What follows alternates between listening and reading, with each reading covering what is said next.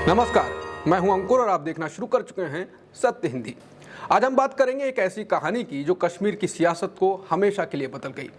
5 अगस्त 2019 वो तारीख जब भारत सरकार ने धारा 370 को हटा दिया, लेकिन इस फैसले के पीछे की कहानी उतनी सादी नहीं जितनी दिखती है। नेशनल कॉन्फ्रेंस के दिग्गज नेता फारूक अब्दुल्ला ने इसे खुलेआम विश्वासघात करार दिया था। उन्होंने कहा था यह कश्मीर के साथ धोखा है, लेकिन क्या ये उनकी असली रुख था? क्या फारूक अब्दुल्ला वाकई धारा 370 हटाने के खिलाफ थे, या पर्दे के पीछे एक और कहानी लिखी जा रही थी? भारत की खुफिया एजेंसी रॉ के पूर्व प्रमुख एएस दुलत अपनी किताब the chief minister and the spy में एक सनसनीखेज दावा करते हैं।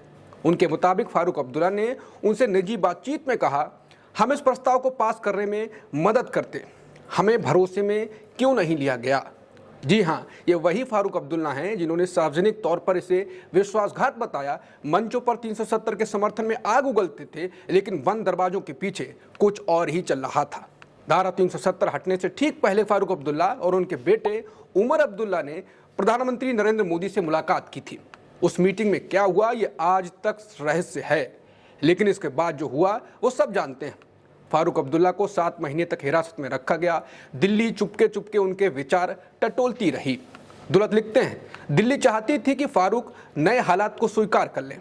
दुलत की किताब हमें 2 दशक पीछे ले जाती है।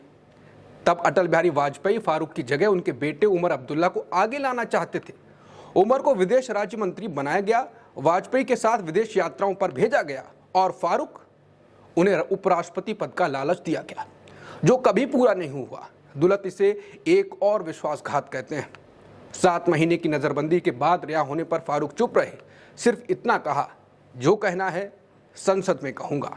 और फिर उन्होंने गुपकार गठबंधन में बनाया, जो कश्मीर की स्वायत्तता और राज्य का दर्जा वापस पाने की मांग करता है। दुलत की किताब एक और गहरी बात कहती है, कश्मीर का सबसे बड़ा संघर्ष शायद सिद्धांतों की लड़ाई नहीं, बल्कि भरोसे की टूटन और मौकों की चूक थी।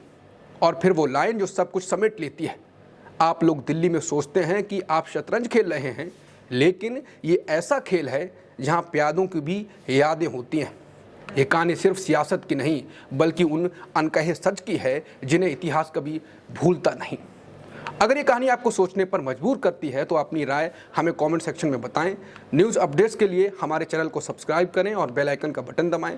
जुड़े हमारे साथ ऐसे ही गहरे विश्लेषणों के लिए, क्योंकि हम खबर को दिखाते नहीं, उसकी तह तक जाते हैं। नमस्कार।